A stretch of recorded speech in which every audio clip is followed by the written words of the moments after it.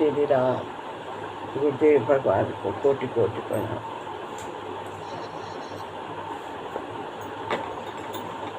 हम सभी पूज्य गुरुदेव द्वारा रचित मेरे विचार पुस्तक को सुन रहे थे और आज उसी के आगे हम सुनते हैं महाराज जी क्या कहते हैं। इसके पहले पूज्य गुरुदेव ने बताया पिछले सत्र में कि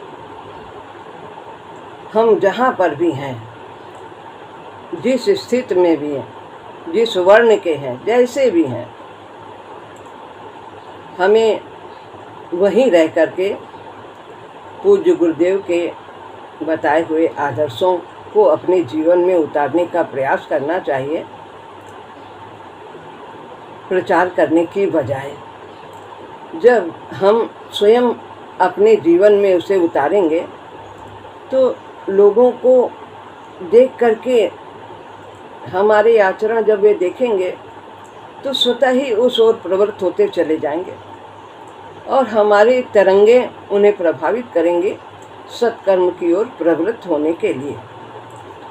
तो हमारा मुख्य उद्देश्य होना चाहिए हम स्वयं पहले आचरण करें और बाद में लोगों को भी उससे प्रेरणा मिले। माँ से एक रूप होकर विकास करो। हमारा उद्देश्य है स्वयं विकास करना। जब हम अपना विकास करेंगे, कैसे विकास होगा? जो मार्ग हमें गुरुदेव ने दिया है कि हमें अपनी वाणी को संयमित करना है, मन को संयमित करना है, कार्य को संयमित करना है, इस प्रकार से हम अपने व्यवहार को करें। माँ से एक रूप होकर के अपनी शक्ति न समझें कि मैं कर रहा हूँ, मैंने किया है, इतना बड़ा कार्य किया है। माँ से एक रूप होने का मतलब कि मेरे अंदर वही कार्य कर रही है, वही प्रभु हमारे कार्य कर रहे हैं, पूज्य गुरुदेव के द्वारा ही ये सब कार्य हो रहा है। तो यही है माँ से एक रूप होना। माँ, हम सभी गुरुदेव को माँ के रूप में ही मानते हैं और ज़्यादातर इसी रूप में ही उपासना करते हैं। वैसे तो नाते तो अनेक हैं, जिसको जो भावे वो भावे वही नाते से प्रभु की उपासना करें, उनसे बात करें। तो माँ से एक रूप होकर विकास करो, वो तुम्हें अपने कार्य का यंत्र बना लेगी। और वो यंत्र चाहे कैसा भी हो, कितना ही तुच्छ क्यों ना हो, सांसारिक दृष्टि से अनपढ़ हो, विद्या का ज्ञान न हो, जाति ऊंची न हो, कोई गुण न हो, कोई योग्यता न हो, लेकिन प्रभु से जुड़ा है, प्रभु के प्रति समर्पित है, भक्ति भाव है,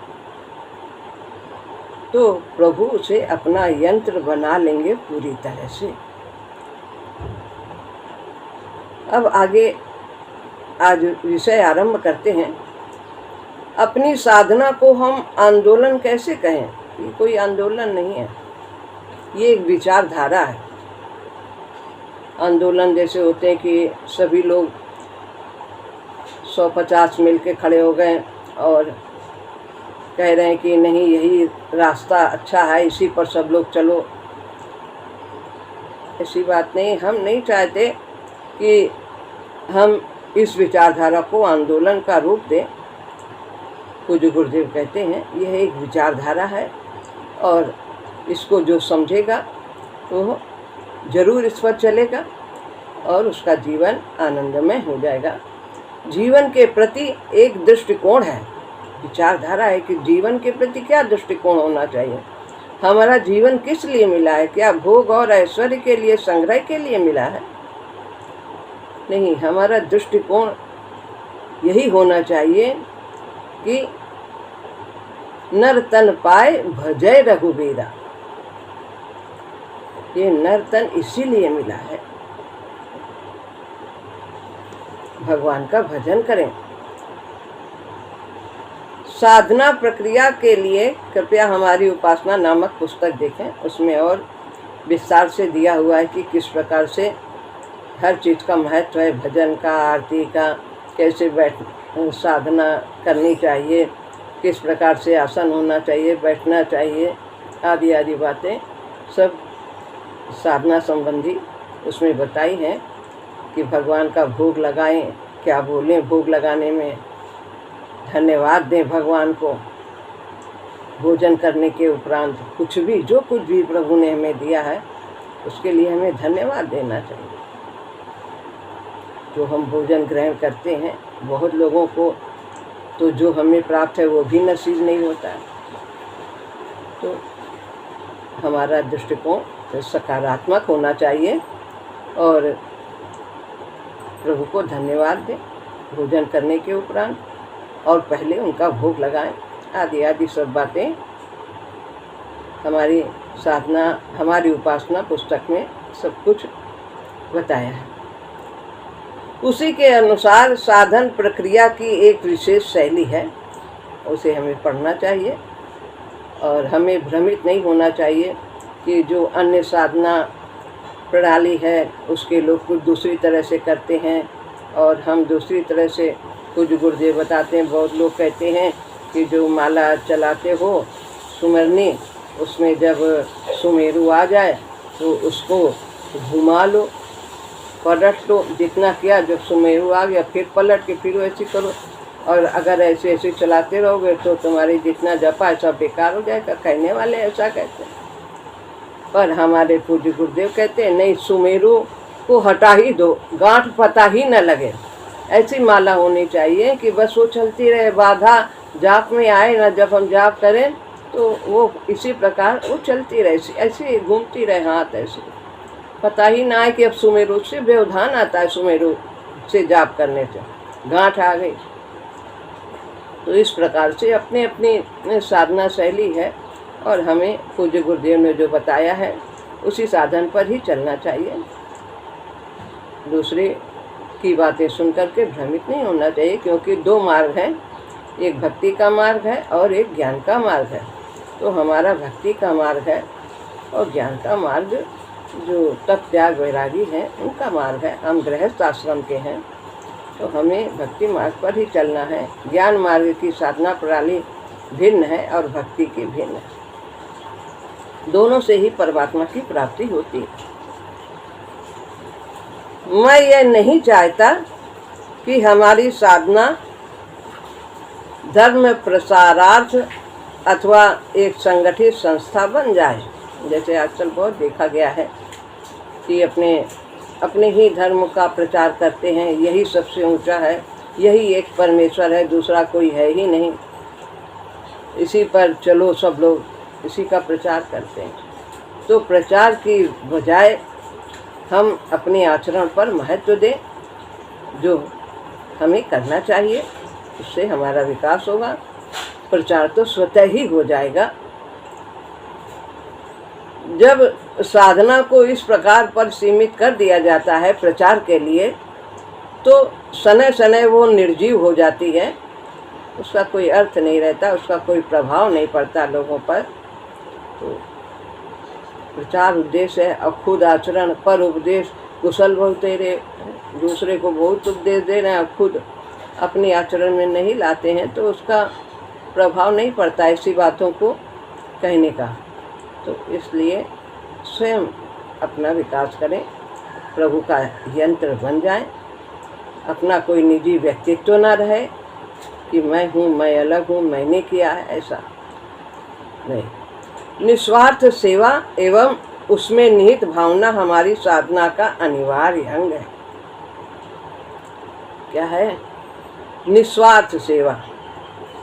सेवा तन से ही नहीं, धन से ही नहीं, मन से भी की जाती है, वाणी से की जाती है, आत्मा से की जाती है। यदि तन इस योग्य है तो तन से सेवा करें, धन प्रभु ने दिया है तो धन से ज़रूरतमंदों की सेवा करें निस्वार्थ भाव से। वाणी मधुर होनी चाहिए, कटु सत्य नहीं कहना चाहिए, मन से सेवा करें, सभी से के लिए अच्छी भावना रखें, हर एक के गुणों को देखें, देखूं सुनूं गुणों निज गुण औरन के गुण गुण हरस निहार। हरस निहार, गुण के नहीं निहारना, दूसरे के गुण यदि हम देख सकते हैं, हमारे अंदर ये योग्यता है तो ये बहुत अच्छी बात है। तो उसको हरस करके खूब निहारना चाहिए। इसमें देखो कितनी अच्छी बात है, देखो इसमें कई अवगुण है तो भी यदि हम गुण के पारखी हैं तो हमें गुण दिखाई दे जाएगा। और उसको चिंतन करें, उसके सामने उसकी सराहना भी करें, एप्रिशिएट हिम।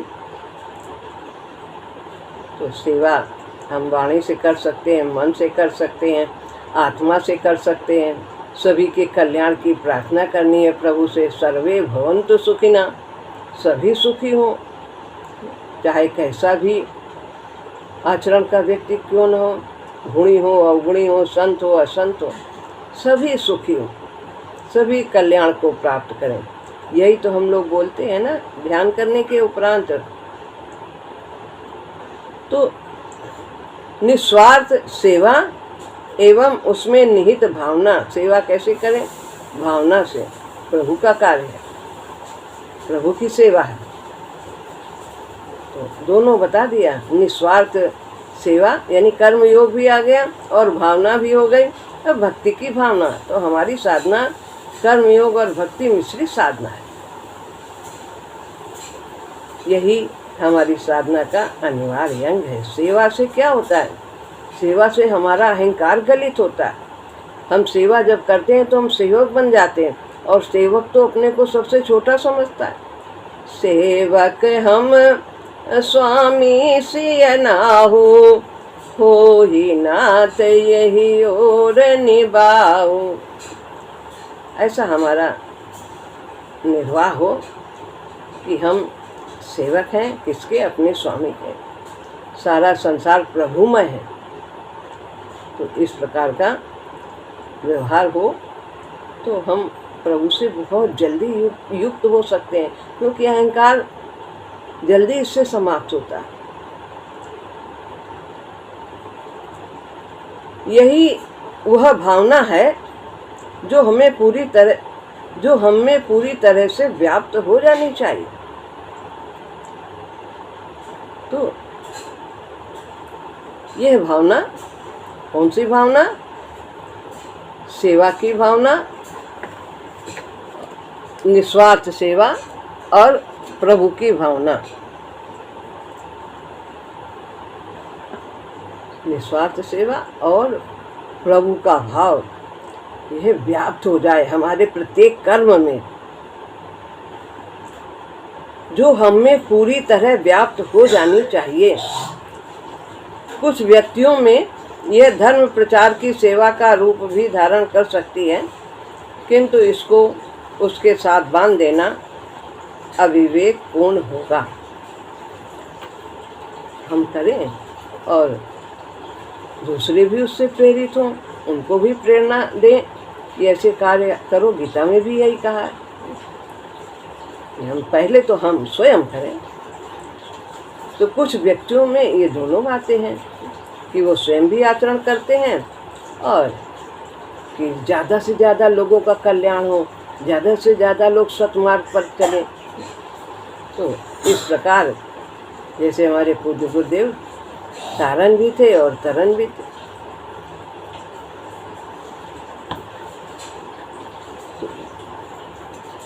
इसके साथ बांध देना अविवेकपूर्ण है कि हम प्रचार कर रहे हैं। प्रचार का हमारे अंदर भावना ये नहीं होनी चाहिए कि हम प्रचार कर रहे हैं, हम तो उनकी आज्ञा का पालन कर रहे हैं। हम स्वयं अपने आचरण में ला रहे हैं और लोगों को भी उसकी ओर चलने के लिए प्रेरित कर रहे हैं। स्वतः ही सब होता चला जाता। मैं जीता हूँ और सीखता हूँ, दूसरे भी ऐसा ही करते हैं। ये जीवन किस लिए मिला है? ये अनुभव प्राप्त करने के लिए मिला है, सीखने के लिए मिला है। किसके द्वारा? प्रकृति के द्वंद्वों के द्वारा हम सीखते हैं। प्रकृति के द्वंद्व अनुकूलता और प्रतिकूलता के रूप में हमारे जीवन में अनेक रूपों में आते हैं। मान अपमान, संयोग वियोग, स्वास्थ्य अस्वास्थ्य, हानि लाभ, ये सब अनेक रूपों में आती है। और इन्हीं के द्वारा हम सीखते हैं, पाठ पढ़ते हैं वास्तव में सत्य क्या है, और हम सत्य की ओर चलते हैं। सब असत्य क्या है, जड़ जो है वो सब असत्य है। तो इसकी ओर हम जब समझ आ जाती है तो हम जड़ की ओर नहीं भागते, पदार्थ की ओर नहीं भागते। भोग संग्रह से हमारा धीरे धीरे मन उपराम होने लगता है, प्रभु से अनुरक्त होने लगता है। तो मैं जीता हूँ और सीखता हूँ, दूसरे भी ऐसा ही करते हैं। बाह्य प्रभावों की उपयोगिता पाठ पढ़ने में निहित है, और जितनी जल्दी हम इनसे पाठ पढ़ लेते हैं ये परिस्थितियाँ बदल जाती हैं। बाह्य प्रभाव है, सब बाह्य प्रभाव है। जितना कुछ बाहर है, मनुष्य है, प्राणी है, वातावरण है, जलवायु है, जो कुछ भी है, घटनाएं हैं, परिस्थितियां हैं, ये सब बाह्य प्रभाव है। इनकी उपयोगिता पाठ पढ़ने में नहीं है। ये इसीलिए आते हैं कि जल्दी से जल्दी हम इनसे सीख लें, तमोगुण से रजोगुण में जाए, रजोगुण से सतोगुण में जाए। तो ये सब सिखाने के लिए आते हैं। शरीर का बहुत अहंकार करो, शरीर देखो चीड़ होता है, समझ आ जाती है कि अपना बल कितना काम देता है। धन भी चला जाता है एक दिन, लोग भी छोड़ के चले जाते हैं, सब वास्तविकता समझ में आ जाती है। धीरे धीरे आसक्ति भी कम होती है, लोभ भी कम होता है। मैं जो कहूँ वो ठीक ऐसा दावा नहीं करता जो हमारी विचारधारा है। कोई जरूरी नहीं कि सब लोग इसको माने। अतः किसी भी व्यक्ति की स्वतंत्रता का विरोध नहीं करता है। कैसे सब मान सकते हैं? सबके अलग अलग संस्कार हैं। तो कोई रजोगुणी प्रधान है तो वो देवी देवताओं की उपासना करता है, सकाम भक्ति करता है। गीता में निष्कामता के लिए कहा है। तो एक स्तर पर ही लोग ऐसा कर सकते हैं। जब वहाँ तक पहुँचते हैं तो दर्जा 1, 2, 4 पढ़ के ही एमए में पहुँचा जा सकता है, एकदम से कोई नहीं पहुँच सकता। तो कहते हैं, और हमारी साधना में तो सभी लोगों के लिए है, जो आरंभ के हैं उनके लिए है, और जो आगे बढ़ गए उनके लिए भी। सब तरह के पद्धति महाराज जी ने बताई है। सब कुछ नहीं आता है, बहुत अवगुण भरे हैं। राम राम जपो, राम राम जपो, इसी से निर्मलता आ जाएगी, पूरी निर्मलता आ जाएगी। सब दुर्गुण स्वतः ही दूर होते चले जाएंगे। यही याद है और यही अंत है। इसी से समर्पण हो जाएगा। तो मैं जो कहूँ वो ठीक ऐसा दावा नहीं करता कि वही ठीक है। अतः किसी भी व्यक्ति की स्वतंत्रता का विरोध नहीं करता। जो जिस मार्ग पे चलना चाहे चले, लेकिन उन्होंने बता दिया है, गीता में भी भगवान ने बता दिया है कि साधना में द्विचित्तता का अभाव होना चाहिए, अनन्यता होनी चाहिए। अब उसको कौन कितना ग्रहण करता है ये साधक के ऊपर है। उन्होंने व्रत के बारे में भी लिख दिया कि व्रत हमारी साधना में नहीं है, इसका कोई स्थान नहीं है। जागरण का हमारी साधना में कोई स्थान नहीं है। आध्यात्मिक साधन पुस्तक में लिखा है, लेकिन किसी को समझ में आ जाता है और कोई बहुत देर में समझता है, करता ही रहता है जो मन में आता है। ये भी कर रहे हैं, इधर भी कर रहे हैं, पूरब चलते हैं, पश्चिम चलते हैं, फिर पूरब पश्चिम, इधर ही वहीं पे इधर उधर आगे पीछे करते रहते।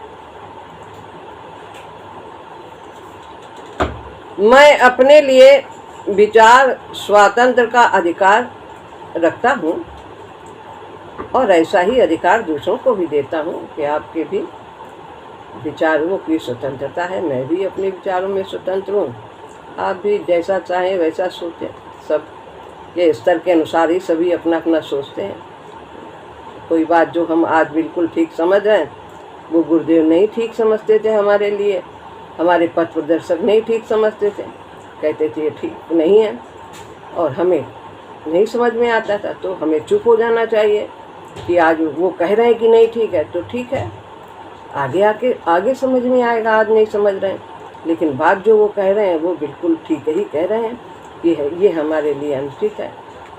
तो जब हमारे अंदर सामर्थ्य आएगा उस चीज़ को करने का, हम अवश्य करेंगे। लेकिन बात तो विचारों की स्वतंत्रता सबके लिए है, सभी अपने अपने हिसाब से सोचते हैं। जैसे मैं अपने हिसाब से सोचता हूँ, तो मैं किसी को आदेश नहीं देता हूँ, मैं केवल सुझाव देता हूँ।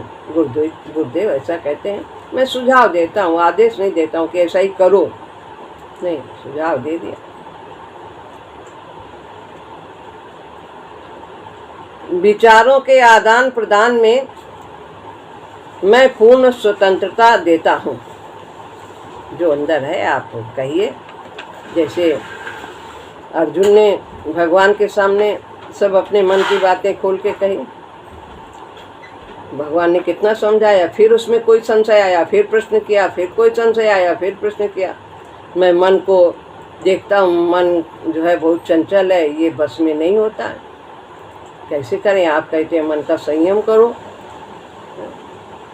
6ठे अध्याय में कहा, ये तो बहुत कठिन लगता है, ये तो बहुत बली है, बहुत जिद्दी है, बहुत बलवान है, कर डालता है जो सोचता है।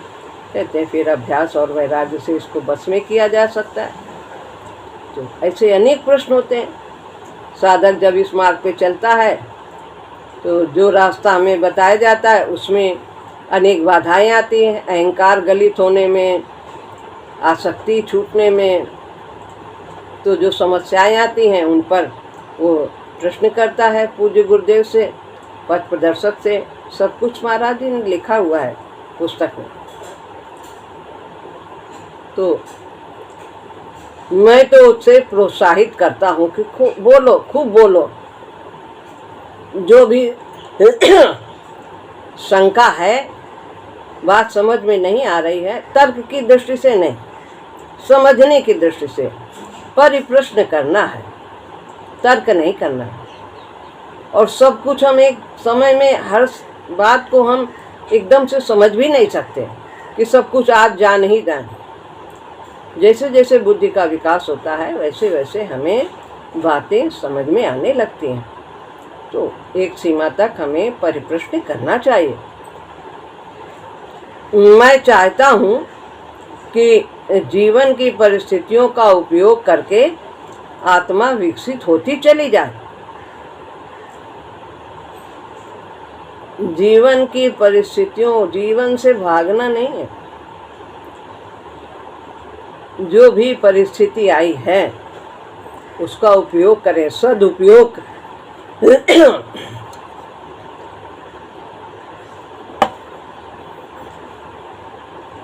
परिस्थिति का सदुपयोग करें कि यह हमारे प्यारे प्रभु की ओर से आई है और वो हमारे लिए सब कुछ मंगल ही करते हैं। तो ये सोच करके ये हमें कुछ सिखाने के लिए आई है। प्रभु हमें अपना जैसा बनाना चाहते हैं। नकारात्मक दृष्टिकोण नहीं होना चाहिए, सकारात्मक दृष्टिकोण होना चाहिए। आगे बताएंगे गुरुदेव। तो जीवन की परिस्थितियों का उपयोग करके आत्मा विकसित होती चली जाए। देखो सब में योग राम के, अनुकूलता भी आएगी, प्रतिकूलता भी आएगी, सब कुछ आएगा। जीवन ही यही है, क्योंकि हमने मिश्रित कर्म किए हैं और वे मिश्रित कर्मों के कारण, मिश्रित कर्म यानी अच्छे भी किए हैं, बुरे भी किए हैं। निकोक शुक्ल कर्म तो किए नहीं है, वो तो संत ही करते हैं। तो अभी तो हमारी पूर्णावस्था नहीं है, पिछले में भी नहीं थी। तो उसी प्रकार से हमारे जीवन में परिस्थितियाँ आती हैं, हमें निर्बल करने के लिए आती हैं। तो हमें उनका सदुपयोग करना चाहिए, प्रभु से जोड़कर स्वीकार करना चाहिए और जो उसमें उचित मार्ग है उससे हम अपना करके अपना विकास करें। ये नहीं कि बीमारी आ गई तो हम दवा ही ना करें, नहीं, इलाज करें, भरपूर करें, परिणाम जो हो उसे सहज स्वीकार करें। और इस प्रकार प्रस्फुटित दिव्यत्व अपनी सुगंध चारों ओर बिखेर दे। तो जब हम सीखते चले जाएंगे, परिस्थितियों से सामंजस्य स्थापित करते चले जाएंगे, तो हम खिलते चले जाएंगे, हमारी आत्मा खिलती जाएगी, उससे सुगंध बिखरती चली जाएगी, ज्ञान का प्रकाश फैलता चला जाएगा। इस आत्म विकास के कारण परिस्थितियां स्वतः परिवर्तित हो जानी चाहिए। जब हम बदल गए तो फिर उन परिस्थितियों की उपयोगिता नहीं रहती। जब दर्जा 2 पास कर लिया फिर उसमें काहे रहेंगे, फिर हम दर्जा 3 में जाएंगे, वो पुस्तकें भी छूट जाएंगी, कक्षा भी छूट जाएगी, अध्यापक भी बदल जाएंगे, सब बदल जाएंगे, फिर दूसरे पाठ्यक्रम पढ़ेंगे, दूसरी पुस्तकें आएंगी। ये तो चलता ही रहेगा, पुस्तक बदलती रहेगी, पाठ्यक्रम चलते रहेंगे, जब तक हम पूर्णत्व को प्राप्त नहीं करेंगे। इस आत्म विकास के कारण परिस्थितियां स्वतः परिवर्तित हो जानी चाहिए। यह परिवर्तन स्वाभाविक एवं निर्धारित ढंग से होना चाहिए। स्वाभाविक ढंग से, जो कोई गलत तरीका नहीं हमें अपनाना है कि कोई हमारे मन के अनुकूल नहीं है तो हम उसको क्या कर दें, उसका कितना हटाने के लिए क्या कर दें। नहीं, स्वाभाविक रीत से परिवर्तन, अपने अंदर बदलाव लाएं, दूसरा तो स्वतः ही बदल जाएगा। वो तो दर्पण है, दर्पण में तो वही दिखता है जो हम हैं। बाह्य रूप अंतः जगत की स्वाभाविक अभिव्यक्ति होनी चाहिए, दिखावा नहीं होना चाहिए।